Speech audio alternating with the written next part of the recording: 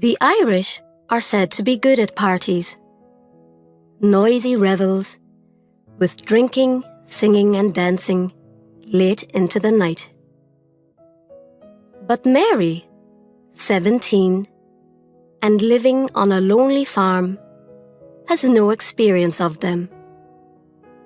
And as she cycles down the mountain road to her first party in the town, she is full of hopes and dreams and expectations. Mary hoped that the ancient front tire on the bicycle would not burst. Twice she had to stop to put more air in it, which was very annoying. For as long as she could remember, she had been putting air in tires, carrying firewood, cleaning out the cowshed, doing a man's work.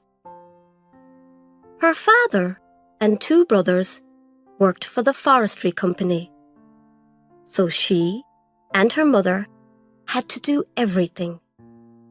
And there were 3 children to take care of as well. Theirs was a mountainy farm in Ireland, and life was hard. But this cold evening in early November, she was free. She rode her bicycle along the road, thinking pleasantly about the party. Although she was 17, this was her first party. The invitation had come only that morning from Mrs. Rogers, owner of the commercial hotel. At first, her mother did not wish Mary to go. There was too much to be done, soup to be made, and one of the children had earache and was likely to cry in the night. But Mary begged her mother to let her go. What use would it be? Her mother said. To her, all such excitements were bad for you, because they gave you a taste of something you couldn't have. But finally, she agreed. You can go as long as you're back in time to milk the cows in the morning, and don't do anything foolish, she said. Mary was going to stay the night in town with Mrs. Rogers. She had washed and brushed her hair, which fell in long dark waves over her shoulders. She was allowed to wear the black evening dress that an uncle had sent from America years ago. Her mother said a prayer to keep her safe, took her to the top of the farm road, warned her never to touch alcohol, and said goodbye. Mary felt happy as she rode along slowly, avoiding the holes in the road, which were covered with thin ice. It had been very cold all day. At the bottom of the hill, she got off and looked back, out of habit, at her house. It was the only one on the mountain, small and white, with a piece of land at the back, which they called the vegetable garden. She looked away. She was now free to think of John Rowland. He had appeared 2 years before, riding a motorbike daringly fast, and stopped to ask the way. He was staying at the commercial hotel and had come up to see the lake, which was famous for the way it changed colour at different times of day. When the sun went down, the water was often a strange reddish purple, like wine. Down there, she said to the stranger, pointing to the lake below. It was midsummer and very hot. The grass was tall, and there were wild flowers, blood red, close to their feet. What an unusual sight, he said, looking at the lake. She had no interest in views herself. Then her mother came out to see who the stranger was. He introduced himself very politely as John Rowland, an English painter. She did not remember exactly how it happened, but after a while, He walked into their kitchen with them and sat down to tea. 2 long years had passed since that day, but she had never stopped hoping. Perhaps this evening she would see him. The postman had said someone special in the hotel expected her. It seemed to her that her happiness somehow lit up the greyness of the cold sky, the icy fields going blue in the night, the dark windows of the small houses she passed. Suddenly, her parents were rich and cheerful. Her little sister had no earache. The kitchen fire did not smoke. Sometimes she smiled at the thought of how she would appear to him. Taller and more womanly now, in a dress that could be worn anywhere. She forgot about the ancient tire, jumped on the bicycle, and rode on. The 5 streetlights were on when she entered the small town. There had been a cattle market that day, and drunken farmers with sticks were still trying to find their own cattle in dark corners of the main street. As she reached the commercial hotel, Mary heard loud conversation inside and men singing in the bar. She didn't want to go in through the front door, in case someone saw her and told her father she'd gone into the public bar. So she went to the back door. It was open, but she knocked before entering. 2 girls rushed to the door. One was Doris O'Byrne. She was famous for being the only Doris in the whole town, and for the fact that one of her eyes was blue and the other dark brown.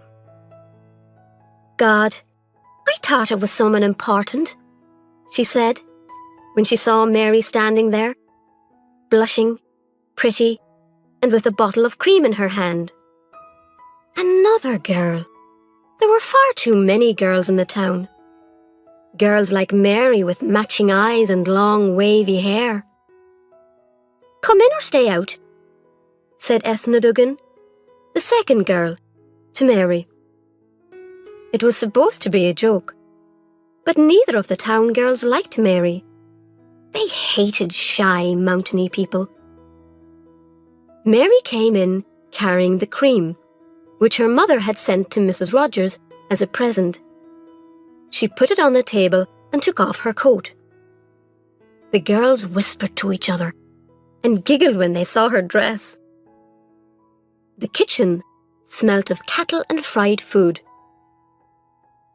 Mrs. Rogers came in from the bar to speak to her.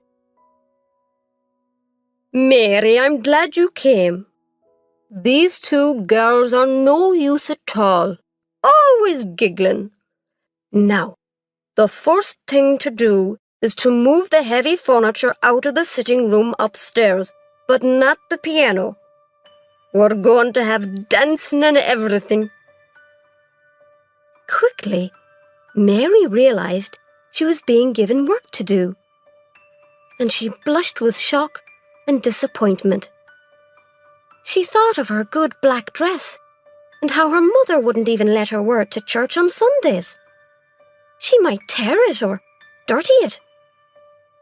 "And then we have to start cooking the goose," Mrs. Rogers said, and went on to explain that the party was for Mr. Brogan, the local customs officer who was leaving his job.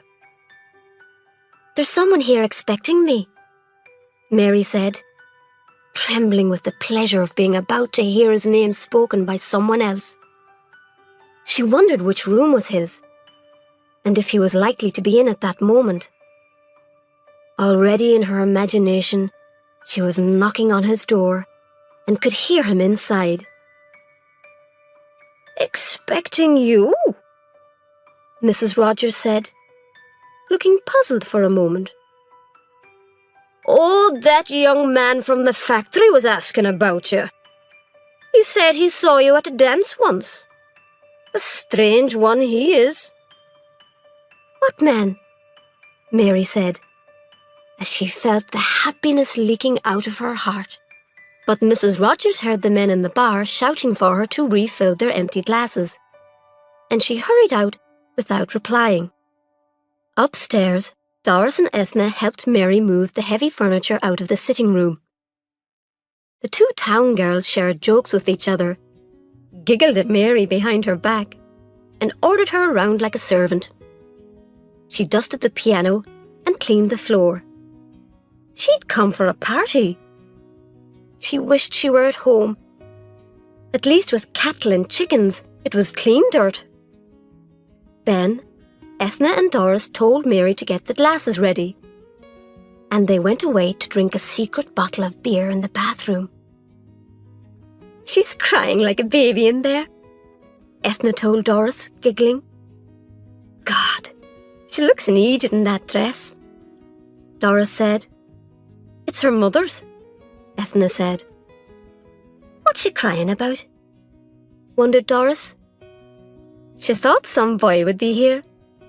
Do you remember that boy who stayed here the summer before last with a motorbike?" "The boy with the big nose," said Doris. "God, she'd frighten him in that dress. Her hair isn't natural either. I hate that kind of long black hair," Ethna said, drinking the last of the beer. They hid the bottle under the bath. In the room with the piano, Mary got the glasses ready. Tears ran down her face, though she did not put on the light. She saw what the party would be like. They would eat the goose, the men would get drunk, and the girls would giggle. They would dance and sing and tell ghost stories. And in the morning, she would have to get up early and be home in time for milking. She looked out of the small window at the dirty street, remembering how once she had danced with John on the farm road to no music at all, just their hearts beating and the sound of happiness. On that first day at tea, her father had suggested that John should stay with them, and he stayed for 4 days, helping with the farm work and the farm machinery. Mary made his bed in the morning and carried up a bowl of rainwater every evening so that he could wash. She washed his shirt, and that day his bare back burnt in the sun. She put milk on it. It was his last day with them. After supper, he gave each of the older children a ride on the motorbike. She would never forget that ride. She felt warm from head to foot in wonder and delight. The sun went down, and wild flowers shone yellow in the grass. They did not talk as they rode. She had her arms around his stomach, with the delicate and desperate hold of a girl in love.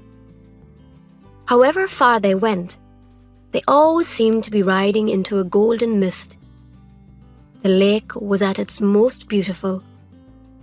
They stopped at the bridge and sat on a low stone wall. She took an insect off his neck and touched the skin where there was a tiny drop of blood. It was then that they danced, to the sound of singing birds and running water. The air was sweet with the smell of the grass in the fields, lying green and ungathered. They danced. "Sweet Mary," he said, looking seriously into her brown eyes. "I cannot love you because I already have a wife and children to love. Anyway, you are too young and too innocent." Next day, as he was leaving, he asked if he could send her something in the post. It came 11 days later, a black and white drawing of her, very like her, except that the girl in the drawing was uglier. "That's no good for anything," said her mother, who had been expecting a gold bracelet or necklace. They hung it on the kitchen wall for a while, and then one day it fell down. Someone, probably her mother, used it with a brush for collecting dirt from the floor. Mary had wanted to keep it, to put it safely away in a drawer, but she was ashamed to. Her family were hard people, and it was only when someone died that they ever cried or showed much feeling. "Sweet Mary," he had said. He never wrote. 2 summers passed. She had a feeling that he would come back, and at the same time, a terrible fear that he might not. In the upstairs room of the hotel, the men were taking off their jackets and sitting down to eat. The girls had carried the goose up from the kitchen, and it lay in the centre of the table. Mrs. Rogers had closed the public bar, and now she was cutting meat off the goose and putting it onto plates. She kept Mary busy, serving the potatoes and passing the food around.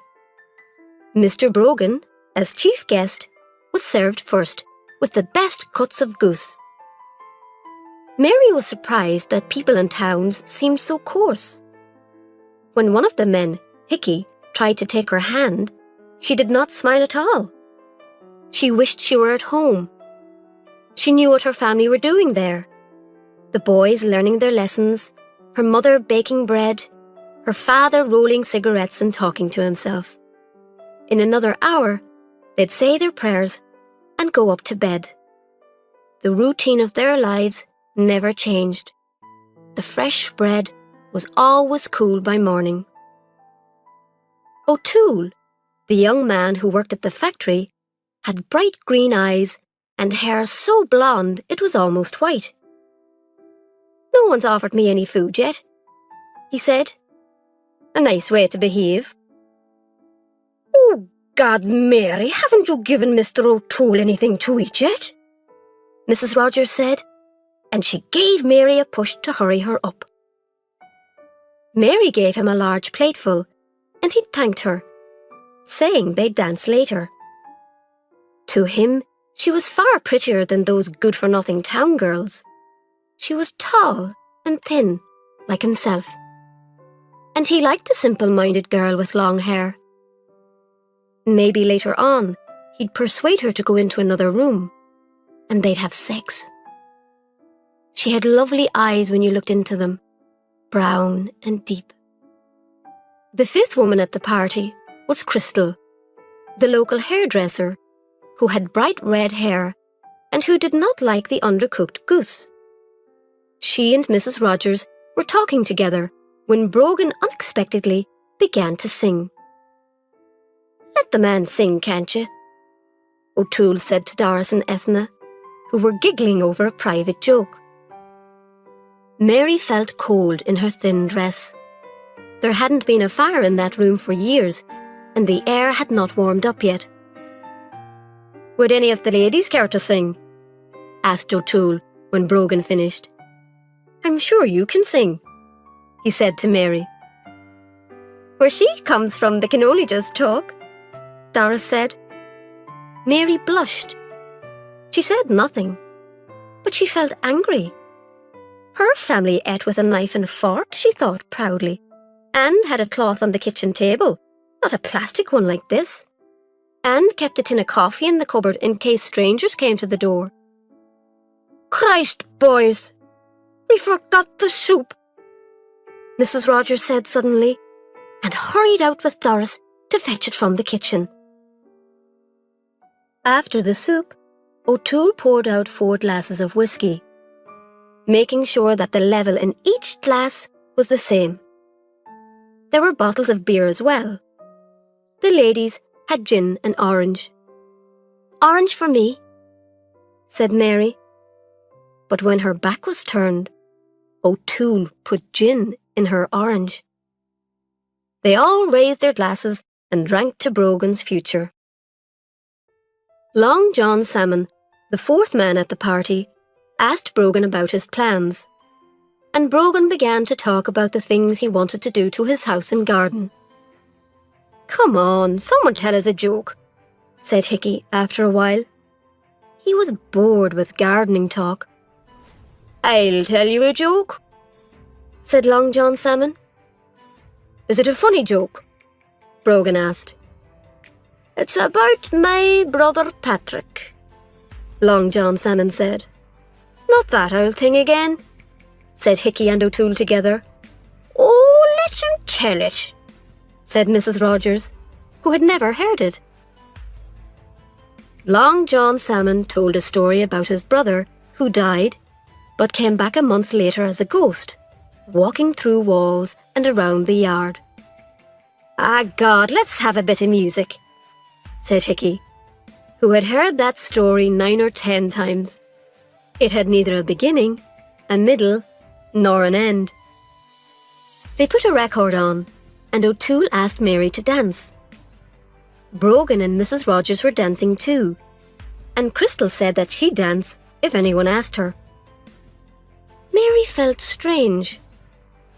Her head was going round and round, and in her stomach there was a nice feeling that made her want to lie back and stretch her legs, a new feeling that frightened her. O'Toole danced her right out of the room and into the cold passage beyond, where he kissed her, clumsily. Inside the room, Crystal had begun to cry, sitting at the table with her head on her arms. Gin and orange always made her cry. Hickey, there is no happiness in life, she cried bitterly. What happiness? Said Hickey, who was full of drink.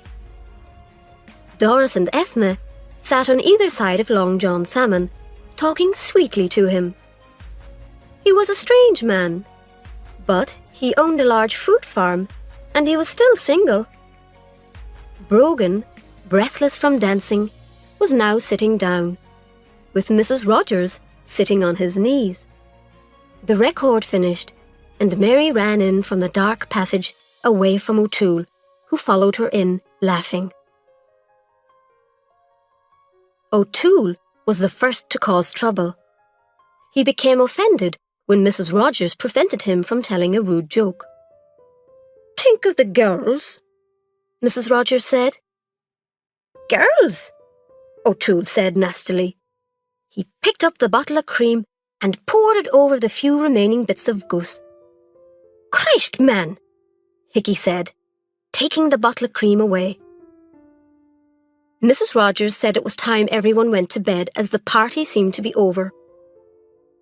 All the guests were staying the night at the hotel. The 4 girls were going to share one room. In the bedroom, Mary sighed. Before they could go to bed, they had to move the heavy furniture back to the sitting room. She could hear O'Toole shouting and singing in another room. There had been gin in her orange. She knew now, because she could smell it on her breath. She had broken her promise to her mother. It would bring her bad luck. Ah, girls, girls, O'Toole said, pushing their bedroom door open. Where's my lovely Mary? Come out here with me, Mary. Go to bed, you're tired, Mary said. He caught her hand and started trying to drag her out of the room. She let out a cry. I'll throw this flower pot at you if you don't leave the girl alone, Ethna called out. Stupid cows, the lot of you, said O'Toole. But he dropped Mary's hand and took a step backwards. The girls rushed to shut the door and push a heavy chest against it to keep him out. They all got into the one big bed, 2 at the top and 2 at the bottom. Mary was glad to have the other girls with her. I was at a party. Now I know what parties are like, she said to herself, as she tried to force herself to sleep. She heard a sound of water running, but it did not seem to be raining outside. At sunrise, she woke up. She had to get home in time for milking, so she put on her dress and shoes and went downstairs. There was a strong smell of beer. Someone, probably O'Toole, had turned on the taps in the bar, and beer had flowed out of the bar and into the kitchen. Mrs. Rogers would kill somebody. Mary picked her way carefully across the room to the door. She left without even making a cup of tea.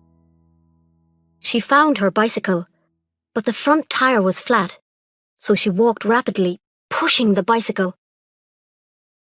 The frost lay on the sleeping windows and roofs. It had magically made the dirty streets look white and clean. She did not feel tired, but simply pleased to be outside as she breathed in the beauty of the morning. Mrs. Rogers woke at 8 and got out of Brogan's warm bed. She smelt disaster instantly and ran to call the others. The girls were made to get up and help clean the floors. Hickey, who had by then come downstairs, said what a shame it was to waste good drink. O'Toole, the guilty one, had left early. "And where's the girl in the black dress?" Hickey asked. "She ran off before we were up," Doris said. They all agreed that Mary was useless and should never have been asked. "And she was the one who encouraged O'Toole and then disappointed him, so he got angry," added Doris. "I suppose she's home by now," Hickey said. Mary was half a mile from home, sitting on the grass. "If only I had a boy, someone to love, something to hold on to," she thought, as she broke some ice with her shoe and watched the crazy pattern it made. The poor birds could get no food as the ground was frozen hard. There was frost all over Ireland, frost on the stony fields and on all the ugliness of the world. Walking again, she wondered if and what she would tell her mother and her brothers, and if all parties were as bad. She was at the top of the hill now, and could see her own house, like a little white box at the end of the world, waiting to receive her.